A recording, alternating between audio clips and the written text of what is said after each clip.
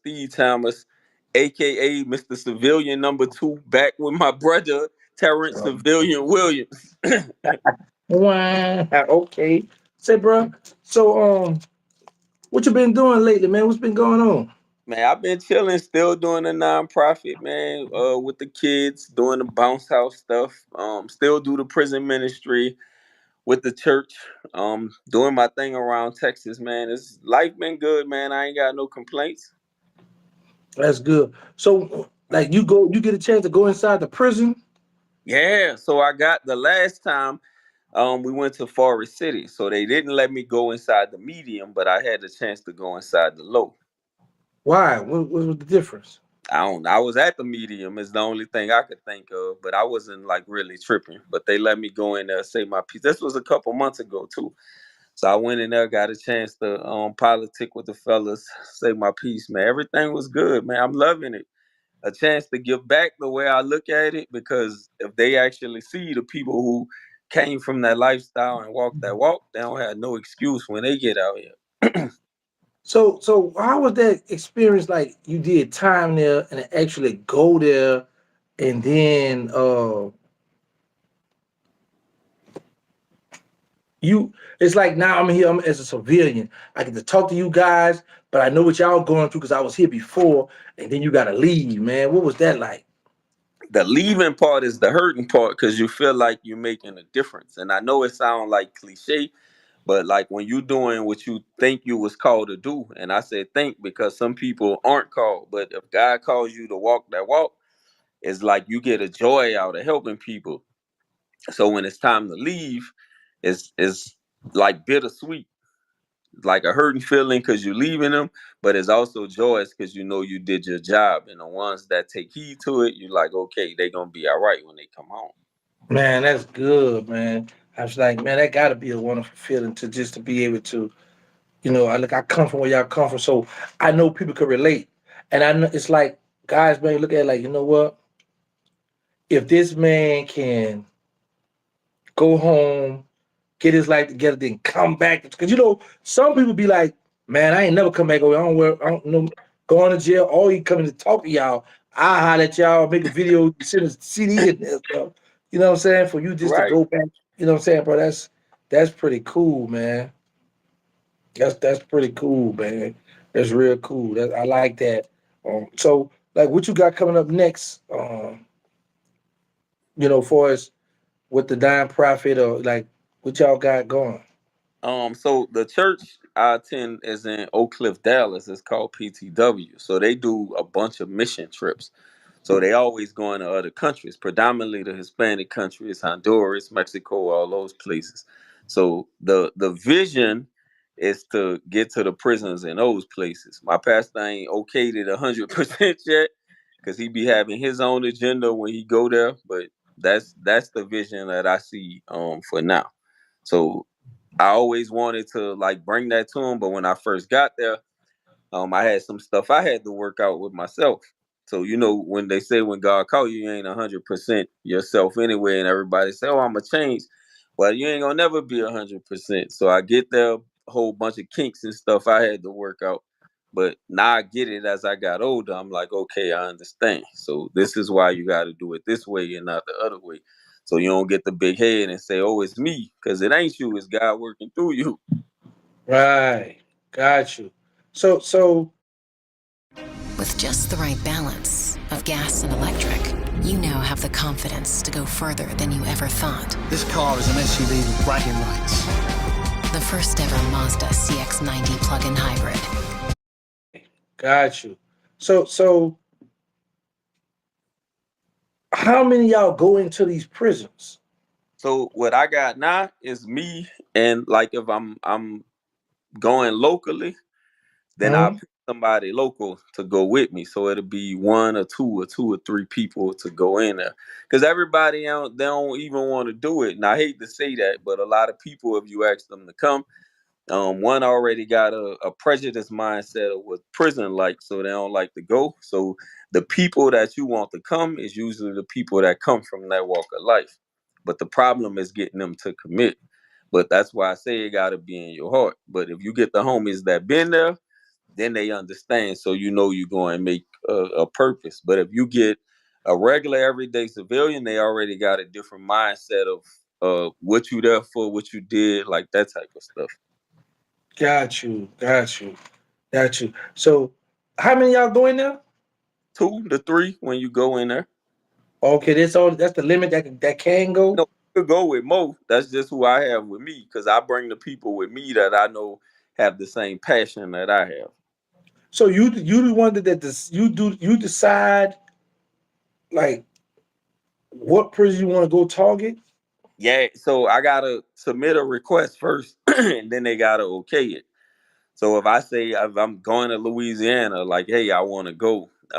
Like I even tried to go to Angola to see homie. He didn't want to see me, but I wanted to look in his eyes and, like I said, like talk to him man to man. So when I read all the stuff online, bro, um, it pisses me off, and I don't have no other choice words for it. But I'm like, man, y'all don't know half the stuff I go through. Like I really try to reach out to dude. I was trying to go to Angola and like see him. Well, like you had asked for a special visit to see Yeah, murder. I wanted to see him myself because I wanted to look in his eyes.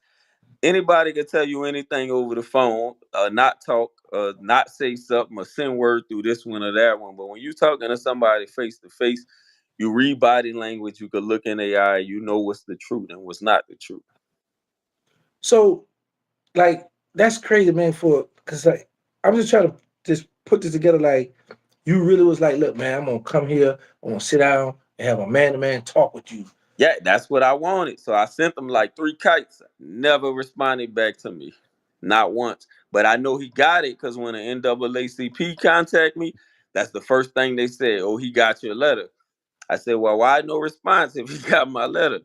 So then one of them was like, yo, he thought you wanted to record the conversation. I said, record the conversation. I ain't on that type of time. I want to talk to you because I want to know where you at, man to man. Like I can't get into prison like that.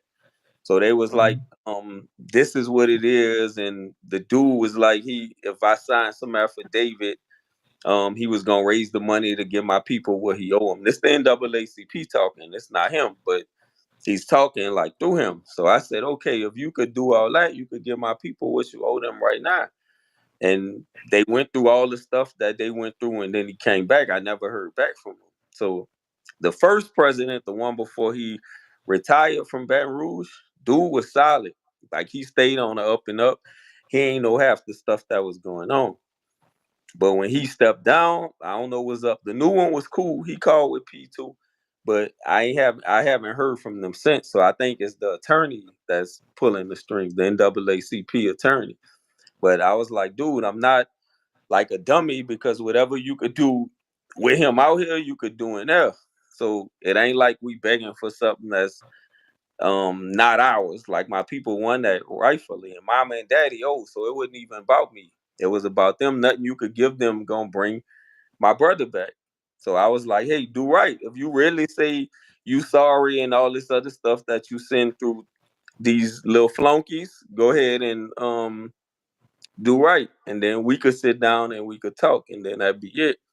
But they never got back with me. So let me ask you this: say for instance, if C would have been like, yeah, I'm willing to sit down and talk to you, right? Hmm. And y'all would have had a respectful conversation. So now my question is 20, 30 years down the line, if he went for parole, would you be open to him coming home? Yeah, so that was the whole purpose, right? Because they kept telling me he was remorseful. So I was like, if you in prison, of course you're remorseful. The dude I did what I did to, I was remorseful when they said guilty. So I have no doubt that you remorseful because you're trying to come home. But if you Right. really telling me you sorry and you take these other steps to say, okay, I'm really sorry, this is what I'm doing, then I have no, because I already forgave you. Like I said, I wouldn't even be talking about this if I wouldn't have forgave him. I said that last year. Right. But if you really show me you sorry, then yeah, I would have said, hey, from the bottom of my heart, this is why I believe he is remorseful because of A, B, C, D, because you showed me that. So I'm not gonna go in there and try to cause more harm than good. Because your fight is with God, your fight not with me. So when you try all that like backdoor stuff, that's why I was like, yo, what type of time y'all on? Like I came to you man to man when you reached out to me. I didn't even have to talk to you. But I talked to y'all because I thought you was on some legit man to man time. And then when I said my parents didn't want to sit down, then the Kim Kardashian thing came out. So what I think happened, and I have no proof, is why I say think. So whatever little money that they had initially, I think you hit her off or you hit her people off, and then that's where the tweets come in. Because she already she don't need your money, but you know how it worked with the sponsors and all that. So Right. assuming that's where it went to get the backing, because you figure you could try to do back those stuff, but you can't never like outsmart God. And that's all I was trying to tell you. Like I was trying to come to you man to man to have a sit down. Because if I look you in your eye and you tell me a lie, then I know it's a lie. If you're telling me the truth, then I know it's the truth. But I can't even get that. Mm. And the crazy part about it is, you know, when people go up for parole or when laws come out, they always contact the victim's family. Right. And it's rare that you have family members that reach out to people in prison saying, "Hey, I want to come talk." Usually, the inmates be the ones to reach out. "Hey, man, can you come talk to me? Can I see you? Can I do?" Be Right. reaching out, trying to, man. Look, I did this or that. Man, look what I'm doing now. Give me another shot. I've been gone this long time. I'm not a threat no more. Da, da, da. So one would think like, okay, this where the mindset at, you know? So wow, man. So that's one of those situations where you like see like is you thinking right? Or like see thinking like, well maybe the people might be trying to get them to come in here, get a confession out me to keep me here if I file an appeal. You Right. know, But I wasn't even on that type of time. If I give you my word as a man, my word is all that I have. So that's how I was coming in there. And I'm like, yo, you had three kites before that to go off, so you know what I was saying was true.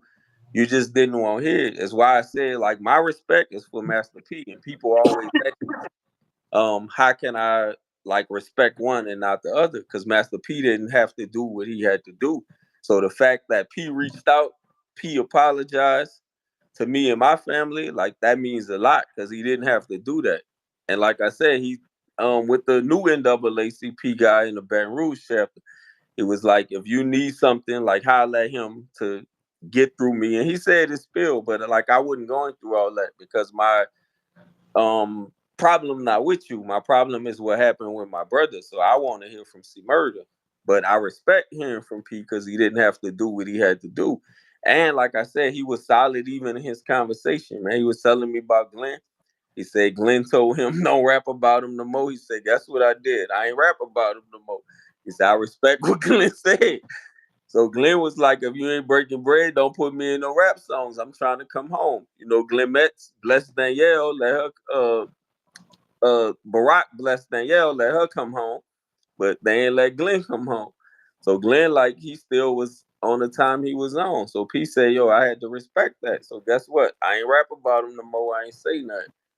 But he said the only thing he wanted to clear up because he saw the Boss Talk interview was that Pina didn't give him money to start his company. So he said Wango like basically lied about that part. But what he's telling me is the other 99% was correct. So that's why I was like, the flunkies I don't want to hear from. I heard from the people that matter and what they said, regardless of how you try to spin it, whatever the case. I knew the truth, and the people that matters already confirmed that they'll be doing the same thing that I'm doing. So the ones that don't matter, I'm like, man, like miss me with the bull. right, right. Got you, man. So you got any um and what kind of social media you have where people could reach you at or they could contact you on? Trinity Team. You can look me up on YouTube on Trinity Team. For Facebook, it's Jorge Damascus. So it's spelled Jorge and then Damascus like Paul on the road to Damascus. I had to change my Facebook page because you see I'm passionate and I tell the truth about everything. So when they was talking about that vaccine stuff, I was like, don't take it. Now, I don't know how everybody else feel, but when it first hit the people that I saw at home, they was dying. whether it was diabetes, heart failure, whatever, they had underlying conditions. So you should have never gave them the vaccine in the first place. So they was dying. So I did a skit on it, telling people why not to take it, and I was showing my AT in the hospital. And the next thing I know, I had got banned, so I had to come back with a different name on Facebook. And Wow. IG is Troop GT3. So Okay, you got any shout outs you want to give before we get out of here? that's it, man. Two, like I said, man, the two people, well, three. So first, man, my brother Terrence Civilian Williams, Wow, salute I'm his in the brother. building. And Yeah. everybody that's hating terrorists, I gotta say this: how can y'all hate a man that came home, put New Orleans on the map, and then made a way for you to make money? And everybody that came behind them, y'all telling y'all stories, y'all saying, "Oh, well, how come these gangsters on YouTube? How come this?" Y'all on YouTube trying to do the same thing. So why hate on a man that paved the way for you to make money and put the spotlight back on the city? So put some respect on my brother name. That's it. Period.